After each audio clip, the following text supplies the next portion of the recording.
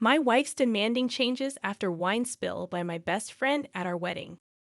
Me and Ailie met in 2012 through a friend when we were doing a quiz at university. I liked her a lot and I even told her that at the end of the night. But she said she already had a boyfriend, though she was happy that I liked her. 3 years later, I met Eliza at the Edinburgh Fringe Festival, and we immediately got along really well.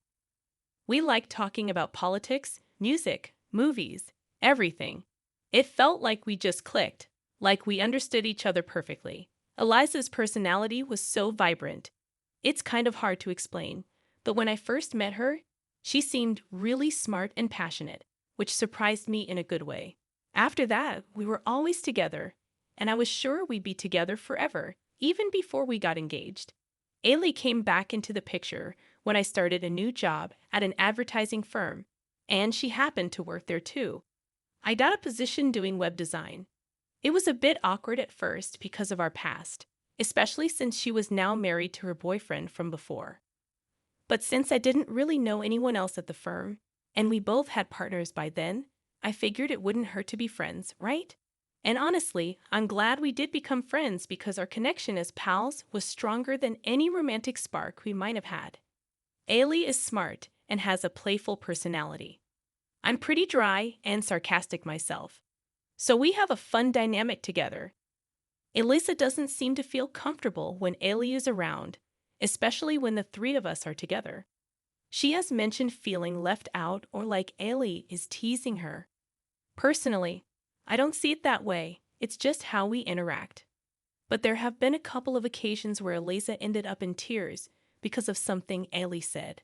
Once, when Eliza got up from her seat, Ailie sat down next to me to show me a video on YouTube. When Eliza returned, she saw Ailie close to me and felt upset for the rest of the night. Sometimes, Ailie's remarks make Eliza uncomfortable, like when I mentioned missing swimming because I felt out of shape, and Ailie jokingly suggested that we should go together with a playful punch. Eliza didn't say anything at the time, but her discomfort was clear. Things reached a breaking point at our wedding, and I think all the stress really got to Eliza. During the reception, Ailie accidentally bumped into her, causing red wine to spill all over Eliza's dress. She cried the whole evening because of it. Now we're on our honeymoon, and Eliza hopes for a fresh start. But she suspects that Ailie might have spilled the wine on purpose. She's even suggesting that I end my friendship with Ailie. To be honest, I'm not sure what to do. What should my next steps be? Update 1: You might remember I asked for help here not long ago about how to handle my wife's anxiety and hurt feelings about my friend. Well, it turns out I was in the wrong, and I needed to hear it. I haven't been considering Eliza's feelings enough, especially when it comes to the teasing from my friend Ailie. Someone here even suggested that Ailie might be doing it on purpose just to upset Eliza. So I talked things over with Eliza, and we had a serious conversation about what happened at the wedding. I asked her to tell me exactly what went down from her perspective. I was leaving the lobby to go to the dining area, and Ailie was a bit drunk and stumbling from the bar. She was walking slowly at first, but then seemed to speed up when she saw me. We bumped into each other, and she looked embarrassed and made a joke about me resembling Rosamund Pike in Gone Girl before quickly leaving. She seemed ashamed in the moment, but she didn't say sorry. What other people said about Ailie shocked me, but I never heard anything directly from her. It seems like there have been many small but hurtful actions from her that have built up over time, leading to Eliza feeling anxious whenever she's around. I've come to expect weird behavior or uncomfortable comments whenever Ailie is nearby. And Eliza doesn't want to continue having someone in our home who seems to resent her for just being herself. This realization hit me hard. I used to think Eliza's feelings were just about me briefly liking Ailie years ago, but it's clear Eliza is deeply upset about it. She's been miserable during our honeymoon, unable to shake off the memory, and she's worried I'll brush it off. No one should feel like they can't be themselves, especially at home. I realized I've been pretty awful, so I apologized to Eliza and decided to call Ailie to talk about the wedding incident. So I called Ailie, and it didn't go well at all. I told her that Eliza was really hurt by what happened with the wine at the wedding, and that she's been feeling hurt by Ailie's actions for a long time. I suggested that if Ailie couldn't bring herself to apologize to Eliza directly, she should at least contribute towards cleaning the stain on the dress, and that she couldn't even do that. Then our friendship would have to end. Ailie was completely shocked by this. She seemed totally caught off guard, wondering what was so wrong with their interactions that I would go to such lengths. When I brought up the leapfrog comment, she responded by saying that even I call her that, and then mentioned that Eliza has called her Garfield because of her weight and orange hair. Then, when I mentioned how she didn't apologize for spilling wine on Eliza, she got really upset and started shouting. She explained that she wasn't running towards Eliza to spill wine on her dress. She was actually running away because she felt like Eliza hates her and she didn't know how to deal with it. Ailie started bringing up times when Eliza had said funny things to her. But I reminded her that this conversation was about when she had hurt Eliza. Things had gotten so bad that it needed to be addressed. Instead of taking it seriously, Ailie started laughing, which made the situation really uncomfortable. I know she laughs when she's anxious about something. Eliza even asked me if everything was okay from the other room, and Ailie accused me of setting her up. When I tried to explain, she hung up. Later, Ailie's husband, Ewan, called me. He offered to pay for the damage to the dress to make things less stressful for me. I thanked him for the offer, but I explained that I needed to know where Ailie stood regarding what I had just said. Ewan told me that Ailie often makes jokes when she's anxious or uncomfortable, and they've argued about it before. However, he acknowledged that the wedding dress incident was a big deal, and he wanted to help smooth things over as much as I did. Ewan and Ailie offered to contribute to the dry cleaning of Eliza's dress, and they sent a condolences hamper to make amends. Eliza was relieved that Ewan was understanding, but she wasn't happy about Ailie's reaction.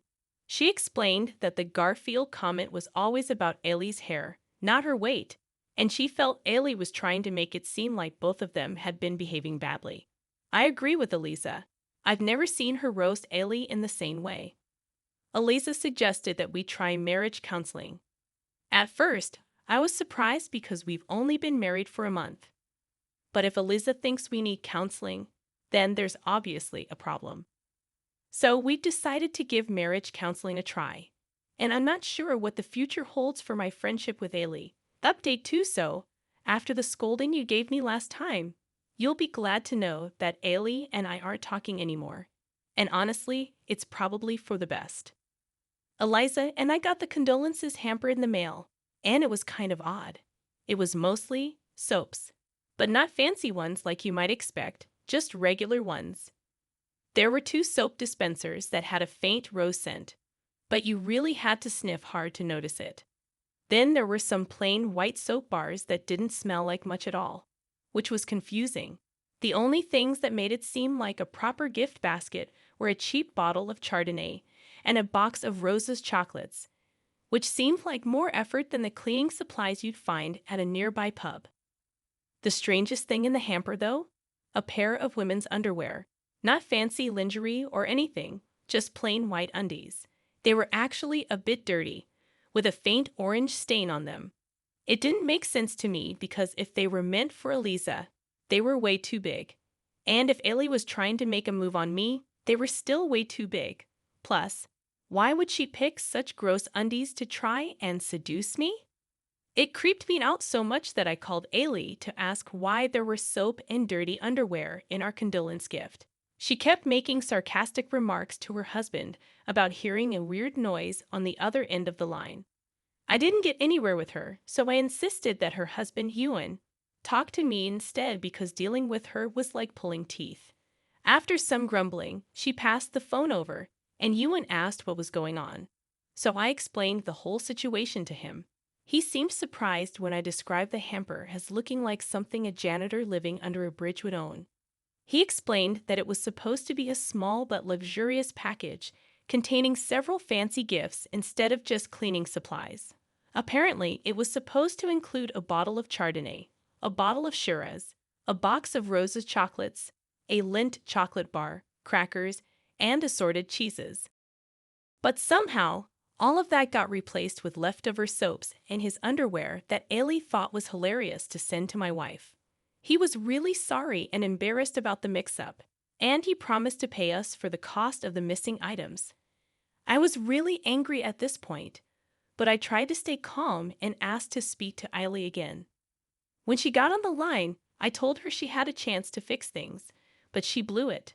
She groaned and complained that Eliza's jealousy was ruining our friendship, and she was tired of having to tiptoe around Eliza's insecurities. I disagreed, telling her that she was actually the cause of Eliza's insecurities, and we argued for a while. Eventually, I told her that this had been building up for a long time and that her behavior had been causing Eliza grief for years. Ailie responded by saying that none of this would be happening if Eliza knew how to take a joke. I pointed out that a joke isn't ruining someone's wedding dress and then sending them your husband's dirty underwear. She accused me of betraying my principles for a girl who feels threatened by other women. After the phone call, Eliza wasn't so much hurt as she was confused at first because she wondered if there was a mix-up with the hamper until I explained the joke to her.